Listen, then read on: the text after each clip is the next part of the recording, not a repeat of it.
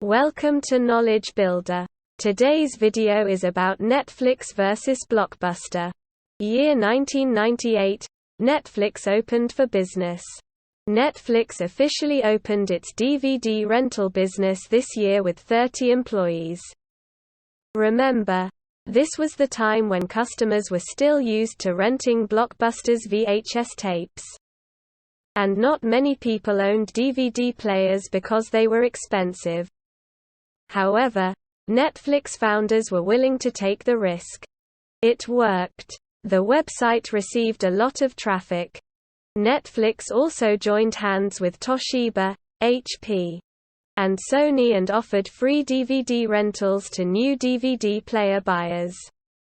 Year 1999, Netflix found an investor. Netflix received a huge help from Groupe Arnault, a France-based private company owned by Bernard Arnault. A $30 million investment from the company helped Netflix launch its subscription-based service. Customers loved the idea of renting out as many DVDs as they wanted for $16 a month, given that they only had 4 DVDs in their possession at any given time. There was no late fee for not returning DVDs in a given period. Year 2000, Netflix offered to surrender to Blockbuster. Despite its growing popularity, Netflix was still earning a measly $5 million in revenue. Meanwhile, Blockbuster, Netflix's biggest competitor, was killing it and making a whopping $4.5 billion. This is when Netflix knocked on Blockbuster's door and asked for some help. As I have already mentioned above, Blockbuster kicked him out in a rather discourteous way. Netflix was yearning for external assistance as it experienced $58 million in losses this year. Year 2001, DVD players became popular.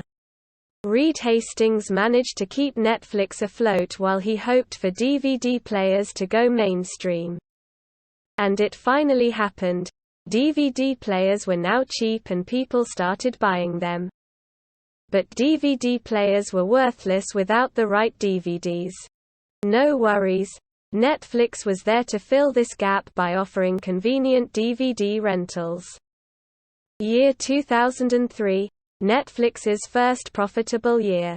They say good things come to those who wait. After years of hardships and brutal rejections, 2003 turned out to be the first profitable year for Netflix. The company also crossed the 1 million subscriber mark this year. Year 2004, Netflix versus Blockbuster began. Blockbuster realized that the old VHS rental model might not be their best bet. And the company began its online DVD by mail service, which was similar to Netflix. The big boy was in direct DVD rental competition with the little guy. But that didn't stop Netflix from continuing. Year 2005, Netflix's revenue increased, Blockbuster's revenue decreased. Netflix was slowly increasing its profits as well as its popularity. This was the time during which they shipped 1 million DVDs daily. As compared to 1998, when Netflix first opened, 2005 was a completely new era. Customers were inclined to ordering DVDs online instead of visiting a physical outlet.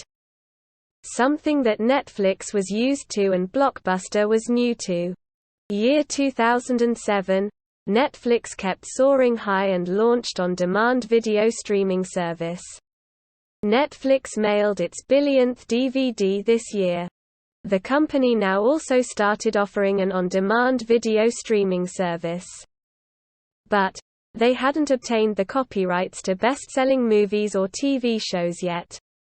So the videos available on Netflix's on-demand service were, for the lack of a better word, generic. During this time, Blockbuster's profits were declining further and Netflix's profits were rising. Year 2008, Netflix added more popular videos to its service.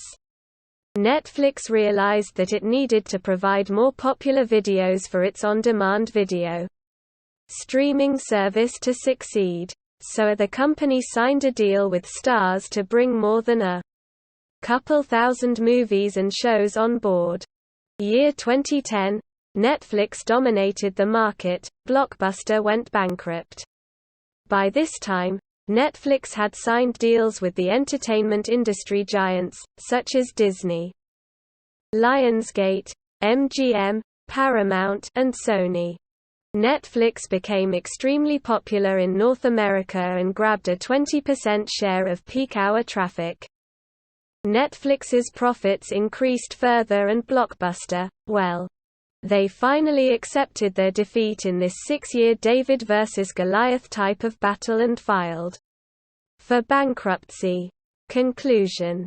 Long-sightedness and adaptability are crucial for surviving and thriving as a business.